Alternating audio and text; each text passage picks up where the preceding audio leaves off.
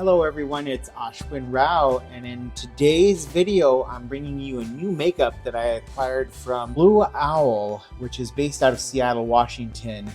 Blue Owl carries Unmarked as their entry point to some really high-end boots that Blue Owl carries, and Unmarked is a brand that I've had my eye on because I've gone into Blue Owl many times and I've talked to a number of their awesome staff there. If you ever have a chance to head to Seattle, go check out Blue Owl.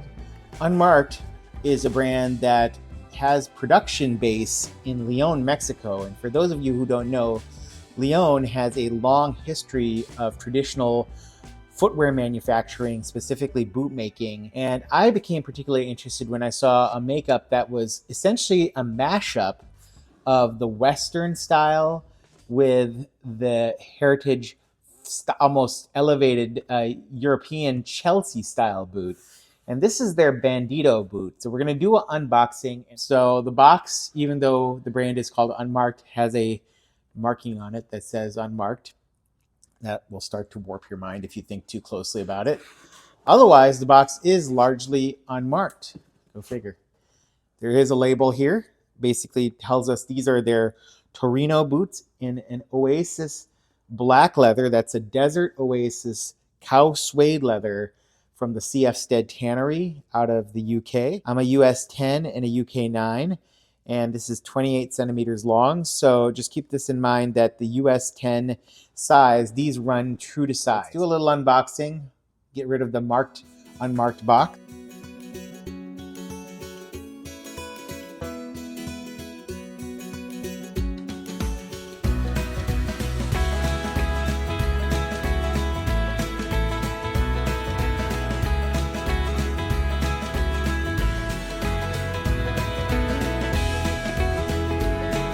Here we are with the unboxed boots. So this makeup from Unmarked, again, is called the Bandido Boot. I really was interested in this style because I don't have any boots with a toe bug, that Western style boot, but as I pulled in, I was just impressed by the detailing that this is all done by a gentleman named Raul, who he does all of these individually by hand, tracing initially the design by chalk onto the upper here.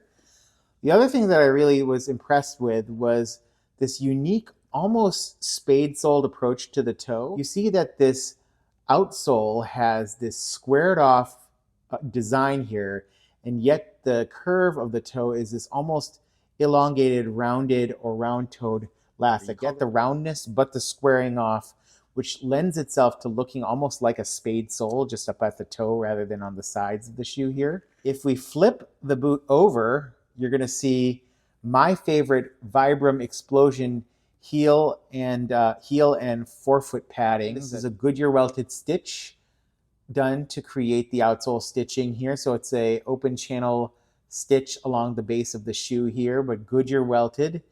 There is some loss of cleanliness or detail. You're not going to get the cleanest patterning of stitching from Unmarked, but it's still very sufficient. It's very rugged, deep fudge pattern, which is something that I think is nice, that echoes the stitch density, which is about 6-ish stitches per inch, maybe 7 stitches per inch here.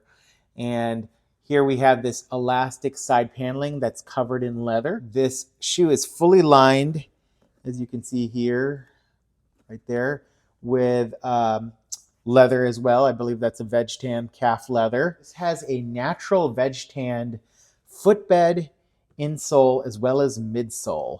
One thing I learned from the Blue Owl is they actually used a channeled welt, meaning that they don't use gemming, which is the cloth material used to create the Goodyear welt. They actually do a channeled insole, which then the midsole and the outsole are stitched down to. So that makes this theoretically a little bit more like a hand welted boot. So there are both wood pegs and brass nails, which are painted black along the waist, and you can see that this almost has a fiddleback style waist to it. So like some cowboy boots, it has this ridged waist, which helps accommodate the shank, but also creates a nice profile to accompany these Vibram Explosion pads. You can make the edge of this waist a blind edge because there's no stitching along the inside of this waist. So that's a blind waist with a squared edge and a fiddleback design, which is pegged and nailed.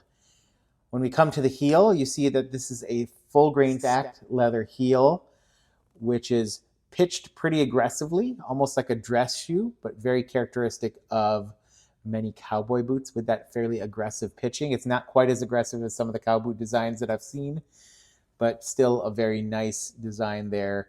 So we're starting to see some really cool design features. This leather is very nice. The CF Stead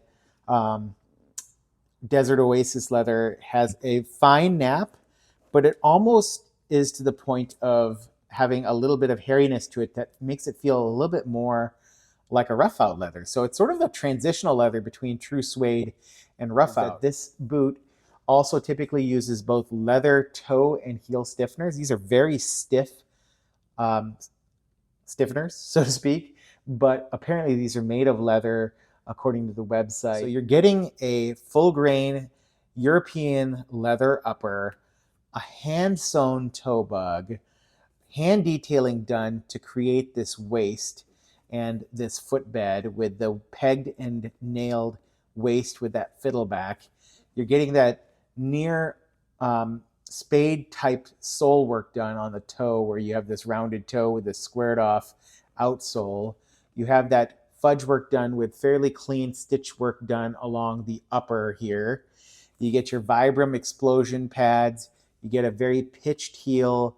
You get some really nice design with contrast stitching on the uppers, and it's a blacked out design. And we also see the new unbranded, looks like a Mexican Day of the Dead design skull there for the insole. Looks like it has a half leather insole. Something that I noticed was much more dramatic than other similarly styled, similar segment boots, which often have just a flat footbed. These have a very impressively comfortable arch support.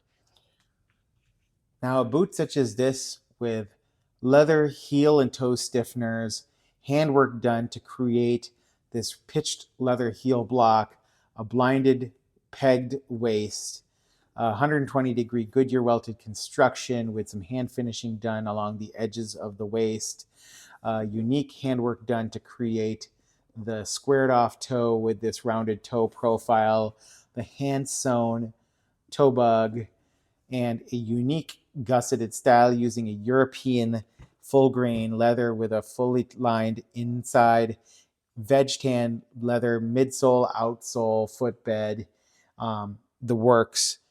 This is a nearly all leather shoe built from top to bottom. You would expect this to go for $600, $700, $800, I would imagine. And we're seeing this here at $395. So for $395 at Blue Owl, you're going to get a ready-to-wear pair that honestly fits me, almost bespoke quality.